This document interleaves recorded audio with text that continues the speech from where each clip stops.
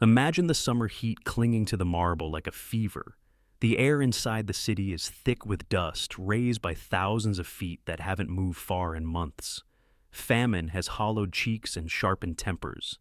Then, in the dead of night, the Salarian gate creaks open, not with the crash of battering rams, but quietly, almost politely, as if someone inside has finally decided to let the inevitable in. Torches flicker.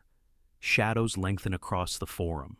You hear boots on stone, the low murmur of voices in a language that is both foreign and strangely familiar. These are not howling pagans from beyond the edge of the world. These are the Visigoths, soldiers who once fought for Rome, men who carry the cross, though a different version of it, and for 3 days, they take what the empire has long denied them. But that wasn't the terrifying part. What Alaric's Visigoths did to Rome in 410 was not what you think. What you're about to hear involves violence, plunder, and loss. These events are documented in the words of those who lived through them or soon after. The story is disturbing, but we focus on understanding the machine that made it possible, not on exploiting the suffering. If you need to step away, that's okay. For those staying, let's begin where the real shock began, not in blood, but in betrayal. This wasn't mindless barbarian fury. This wasn't the end of civilization in flames. This was something colder. This was a former ally collecting a debt the empire refused to pay, and in doing so, Rome discovered something it had forgotten over 8 centuries of invincibility. It could bleed. The empire in the early 5th century stretched from Britain to North Africa, but its heart was cracking. The western half, ruled from the swamp-fortified city of Ravenna, was led by a young emperor named Honorius, safe behind walls and water, far from the problems he created. Rome itself was no longer the capital, but it remained the soul of the world. A city of perhaps 500,000 souls, its temples and basilicas crowded with refugees from earlier troubles. At the center of this storm stood one man, Alaric. He wasn't born a conqueror, he was born a noble among the Visigoths, a people who had crossed the Danube decades earlier seeking safety from the Huns. Rome had welcomed them, as allies, as soldiers. Alaric himself grew up in the shadow of Roman legions. He fought for the Emperor Theodosius, leading thousands into battle against usurpers. At the River Frigidus, his men bore the brunt of the fighting, dying in waves so Rome could stay united. He expected reward, land for his people, rank in the army, recognition. He got silence. That silence turned into something harder. When Theodosius died and the empire split between his 2 weak sons, Alaric watched promises evaporate. His people, tens of thousands of warriors, families, elders, were left wandering the Balkans, fed on scraps when they were fed at all. They had become Rome's shield, and Rome had thrown the shield away. Alaric tried negotiation, again and again. He besieged cities not to destroy them, but to force talks. Twice he encircled Rome itself, lifting the siege each time when gold and promises flowed. He even propped up a puppet emperor for a while, hoping to bargain from strength. But Ravenna refused to see him as anything but a threat. And so, in the summer of 410, he came back a 3rd time. The city was starving. Grain ships from Africa had been blocked. People ate weeds and worse. When the gates opened, some say by starving slaves, others by secret arrangement, Alaric's men poured in. Now, here's where the story usually goes wrong. You might have heard tales of unimaginable horror, of tens of thousands of noble young women dragged from their homes and subjected to systematic terror, of Rome reduced to a charnel house. Those stories are later inventions, or exaggerations born of shock and propaganda. The truth, drawn from the closest accounts we have, letters from Jerome in Bethlehem, sermons from Augustine in Africa, histories written within decades, is different, and in some ways more unsettling. Alaric gave strict orders. Churches were to be spared, holy places protected.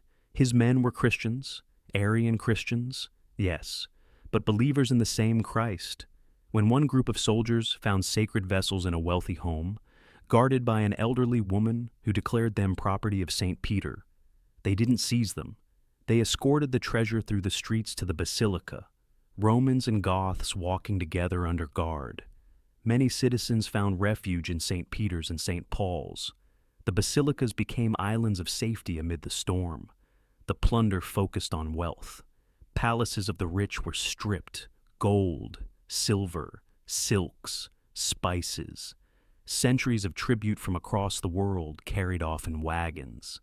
Some resisted and fell. Some hid and survived. Fires broke out, but not the inferno that would have erased the city. After 3 days, Alaric called a halt. His army marched south, loaded with treasure, taking with them a valuable hostage, the emperor's own sister, Galla Placidia. She would later marry Alaric's successor and become a bridge between worlds. Rome stood, scarred, poorer, shaken, but standing. The real terror wasn't what was taken, it was what the taking revealed. This wasn't conquest for conquest's sake. This was a machine grinding forward because one side refused to share the table. Alaric had spent years trying to become part of Rome. He wanted land in the rich provinces, regular supplies, titles for his officers. In return, his warriors would defend the frontiers. Rome said no, not because it couldn't afford it, but because admitting a barbarian king as equal would crack the illusion of eternal superiority. So Alaric took what negotiation wouldn't give. And in doing so, he forced the world to see Rome not as eternal goddess, but as a city that could be entered, bargained with, humbled. Jerome, far away in Bethlehem, wrote in grief, "The city which had taken the whole world was itself taken." He listed the horrors he heard: homes looted, families separated, sacred things carried off. But even he noted the restraint compared to what might have been. Augustine, preaching to refugees who had fled to Africa, used the moment differently.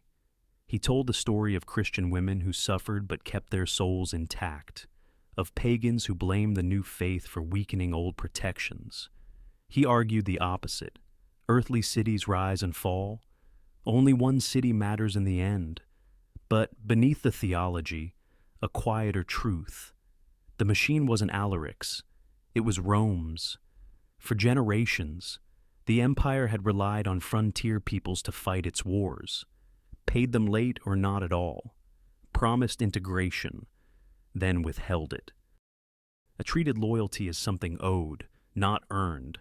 Alaric was the product of that system. A man raised in Roman ways, fighting Roman battles, denied Roman respect. When he finally entered the city, he didn't burn it to the ground. He didn't need to. The message was clearer in restraint. We could have done worse. We chose not to, because we are not the savages you paint us. We are what you made us. Months later, Alaric died suddenly in southern Italy, struck down by illness while planning to cross to Africa. His men diverted a river, buried him in its bed with much of Rome's treasure, then let the waters run again. The secret of his grave died with the slaves who dug it. His brother-in-law Athaulf took command. He married Galla Placidia in a Roman ceremony. He told a captured Roman official something remarkable. At first he wanted to replace Rome with a Gothic empire, but he came to see that Goths needed Roman law, Roman order, to survive. So he would restore Rome using Gothic strength. They settled in southern Gaul, built a kingdom that preserved Roman taxes, Roman titles, Roman culture. When the Western Empire finally dissolved decades later, it wasn't with a bang, but a whisper. Power simply passed to the successors who had once stood outside the gates. Today, archaeologists find little trace of massive destruction from 410, a few burned buildings, some hoards buried and never recovered. The city recovered quickly enough that later sacks, the Vandals in 455, left deeper scars, But the psychological wound never healed. Rome had learned it was mortal, and in that learning, something shifted. The world didn't end in fire. It transformed, slowly, painfully, into something new. The Visigoths didn't destroy Rome. They forced it to change, because empires don't fall when cities burn. They fall when they can no longer imagine sharing power with those who keep them standing. Alaric's men walked out after 3 days, richer but not triumphant. They had taken gold, but they had also taken something else, the myth of invincibility. And in its place, they left a question that echoes still. What happens when the guardians you mistreat decide they no longer need to guard? Rome found its answer in the dust of August 410, not in massacre, not in rivers of blood, but in the quiet opening of a gate and the realization that the world had already moved on. They were meant to be forgotten outsiders, but they weren't. Because you listened. Now carry the real story forward.